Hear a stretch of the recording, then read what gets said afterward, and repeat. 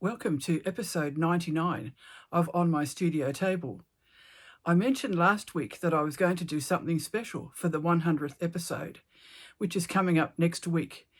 What I'm going to do is to offer a mini tutorial for free.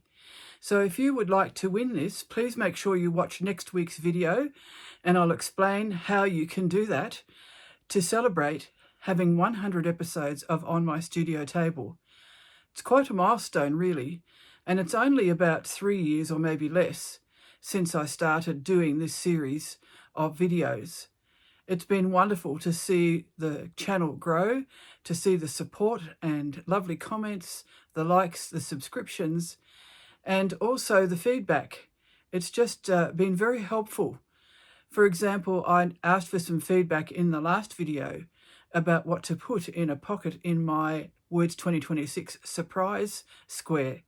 And I did decide on something, but I just have to find an example that I can use. So I'll tell you about that later in the video. I've been doing a bit of gardening. The weather's been really nice and we've had some really good rain, particularly overnight, even a thunderstorm. And everything looks so fresh and green. Ian and I went to St Helens to the garden shop and bought some plants because I've been wanting to start a herb garden for quite a while. Everywhere we've lived, I've had a herb garden. So it's coming to fruition. We also have a bird bath, which my father restored after finding it in pieces in a shed that belonged to some people that he was working for. And a couple of years ago, unfortunately, the bowl of it was broken because a truck drove over it. So it's been mended a few times. Ian mended it after the truck incident. But it's just a lovely bird bath. It's quite old. I think it's cement, but it would be at least 50 years old, if not more. The birds haven't really been using it for bathing. Maybe it's a bit too exposed where it is. So I decided to plant it with a few things, some parsley and some flowers such as pansies and primula, because they will probably bloom during the winter months, which is the season we're heading into here in Tasmania. Underneath, I'm planting some herbs which the animals won't eat. I did make a mistake with one plant in the front garden, which I've also been adding plants to. I planted a Lychnis, an alba version or a white version, because when the children were young, I grew a red version, which never got eaten by the wildlife. But for some reason, the wildlife here think it tastes good, especially the flower buds. So I've had to put cages around them. Some of the new plants I've put in were there to replace others that died, especially in the big frosts we had last year in winter. So I've planted a mixture of plants that have white flowers, and some of them are also scented. And I just can't wait until they're all blooming and you can go out in the evening and smell the lovely scents and see the white flowers in the moonlight. I've been working on Words 2026 as I do most days. And I've finished the block for the surprise square. I've also finished another one for the square for scatter. And the newest one, which was last week, was Topsy Turvy. And I had a bit of difficulty putting that into practice. I had some ideas, but they were a bit nebulous.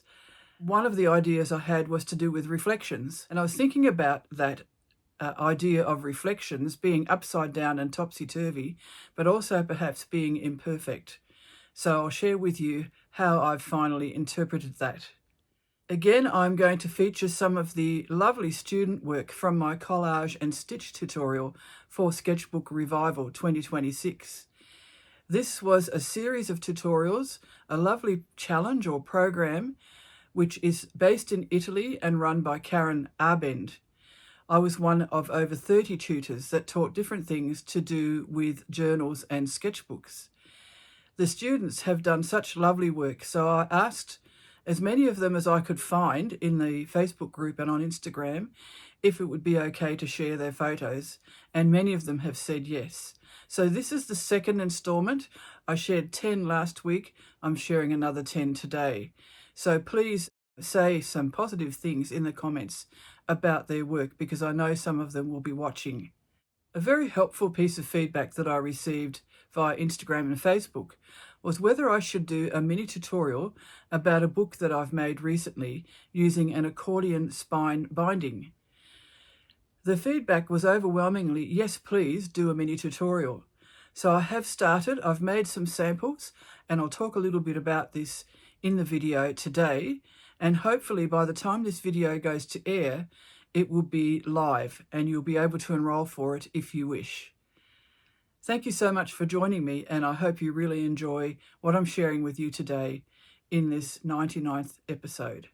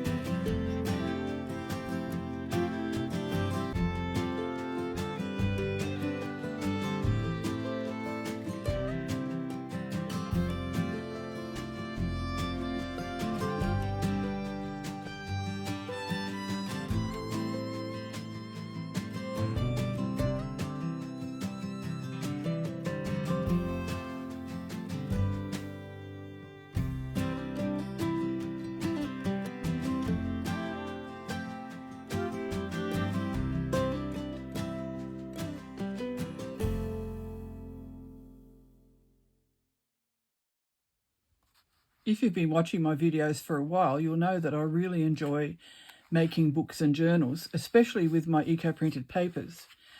These were some pieces of thin card and cardi paper that I eco-printed last month, I think. And I was saving them for something special, and I decided to make another accordion spine book. I did one in February this year, but I actually taught myself this technique several years ago. I don't have examples to show you because I sold the books, but it's actually quite an interesting technique and not very complex. It just needs to be done in stages. I asked on Facebook and Instagram whether you would like a tutorial about this, and the overwhelming response was yes. So I am in the process of making the mini tutorial, which will be about doing this kind of a binding. You can do it with any kind of paper. I've combined eco-printed paper and card with some sketchbook paper so that it can be used for writing or drawing, but also collage, although these pages you might not want to cover up. These short sections are because I didn't want to waste paper, so to make the page a good size, I only folded over part of it, but it still gets stitched in to the book in that valley fold there. Some of the pages extend out so that you can, for example, do a landscape that will continue right to the end of the page and then will fold in for when you want to pack it away. So it's quite an interesting format. This is part of the accordion, and that also protrudes inside the book, and you could attach things to that also. It's a very satisfying type of book to make. And because I've not made everything the same, you see glimpses of the next pages as you go through the book. For example, here you see the eco-printed paper, but then you can see some of the white paper behind. And if you draw on and collage on that, that will actually be quite interesting to see glimpses of that around each side of the page.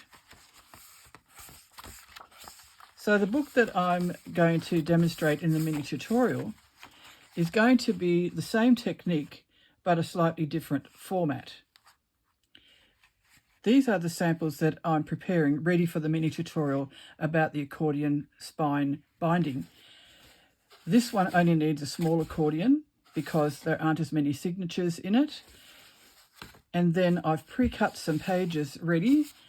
Also some of the eco-printed paper, which I'm going to assemble in this kind of fashion. So because these were bigger and longer pieces, I've mainly folded them in half when I've used these papers, but if I've used other papers, I've folded them asymmetrically, and there'll be some white pages inserted into that as well. So in the tutorial, this will be my sample book that I'll be showing you the technique with. This is another piece which also belongs to it. And I also save the scraps because sometimes I use them as collage embellishment, They're really worth keeping and not throwing away.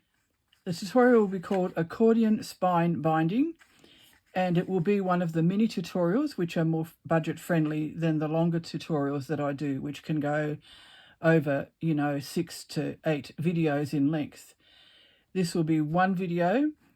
There may be a downloadable PDF as well, I'm not sure yet. My plan is to make this available as soon as this video finishes, and so that you can access it and download it and learn how to do this kind of binding.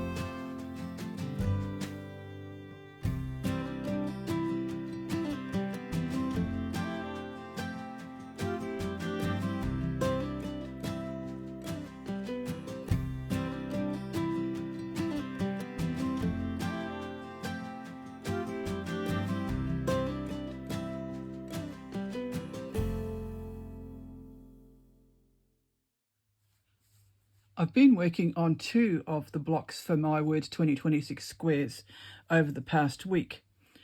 One of them is featuring the surprise square, and I asked for suggestions about what to put in the little pocket that I made for this square. As you can see, I've arranged it onto a collage background. Everything is invisibly basted and it's all ready for me to add embroidery. I have added the word surprise at the bottom, but that's all I've done so far apart from the basting. One of the suggestions was to put a key in the pocket, and I really, really like that idea. So that's what I've decided to go with. I don't have many keys left. I do collect them, but I don't have many keys left, and I don't really have one that is suitable for this. So I'm going to have a bit of a look around to see if I can find one that will fit in this pocket. But thank you to the person that suggested a key. I use keys a lot in my work, so it was a really good suggestion. Why I hadn't thought of it, I have no idea, but I didn't. So thank you very much.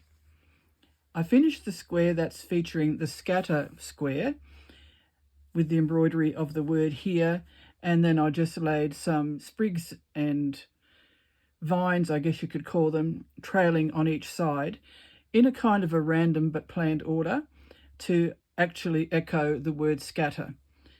When I did all the embroidery, I felt like I needed to put something up here, but I couldn't think what. So I let it gel for a couple of days, and then I thought, what if I just do some couching? So I just got some lemony coloured wool and couched that down, and then I was happy and I felt it was finished. I now have 15 of these squares. This one, of course, isn't finished. Still got the rest of the year to go, but I feel like I'm making progress with this, and it's not pressuring me at all because I can just do it week by week. I still have some squares to put on a block that I haven't done yet, but they'll wait for me, and I'm quite happy to just go with the flow and let it all evolve as I go along.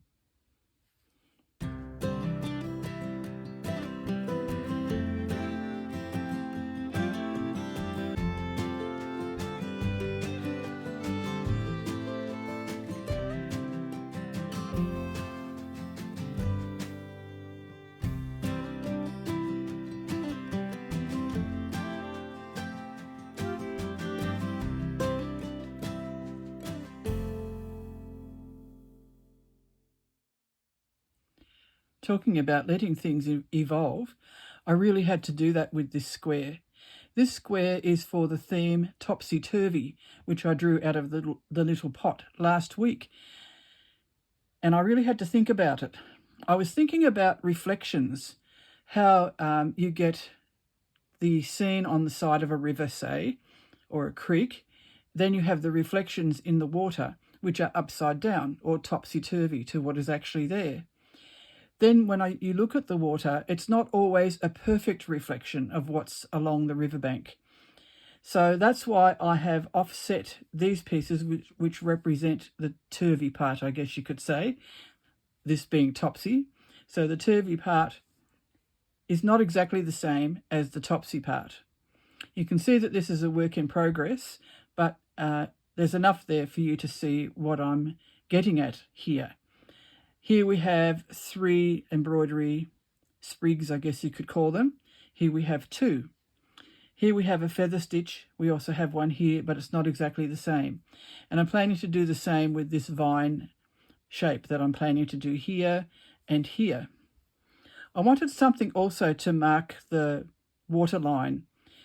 There is a piece of fabric here which was already there because I pre-prepared the background, but I felt it needed a bit more. So I'm thinking about using this, which is from the Bay of Fires fabric that I used on my coverlet of comfort. That covers up a bit too much of the stitching, so I might have to make that a bit thinner. But I also found, was in a package sent to me by the lovely Stephanie actually, this piece of trim, which is lovely and frayed looking, and I do like that effect. So I thought I might put that along there as well with the blue. So that's my plan at the moment, and I'll keep working on this over the next few days and get that finished. But I'm really happy with that topsy-turvy idea now. It's funny because I wrote the words and put them in the pot, and yet I'm probably just as much challenged as anybody else when I pull out the word for the week. Someone did ask me how did I decide on the words, and I did explain in the first video at the beginning of the year that it was a kind of stream of consciousness thing. I wrote down one of my favourite words first, which was zephyr. Then I just started writing more words. As things came into my head, connected to what I was already writing, maybe not connected at all, I just made this list. I made more than 52 words from memory, and then I chose the ones that I thought were the most suitable to put in the pot. So there was really no plan. It was really more random choices of words as they popped into my head. And I think the act of writing them down actually encouraged the flow of words as well. So that's how Words 2026 came into being.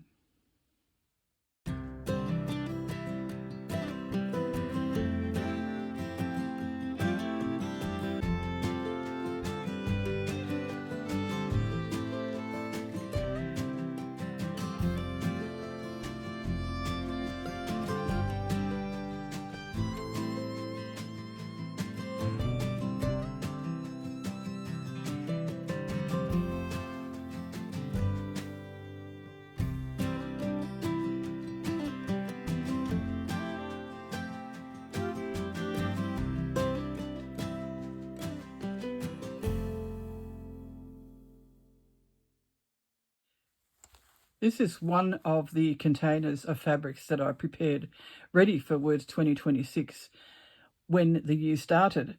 I've actually added more to it as I found pieces that would work with the colours that I'm using. And this beautiful frayed kind of hessian or sacking fabric was also in the bundle from Stephanie. And I'm really enjoying adding some of that, especially this, to some of the work that I'm doing now. But now it's time to actually pull out the word for the next week, which will be week 19. So I'll just lift the lid, have a little bit of a feel inside the pot, and see what I can pull out.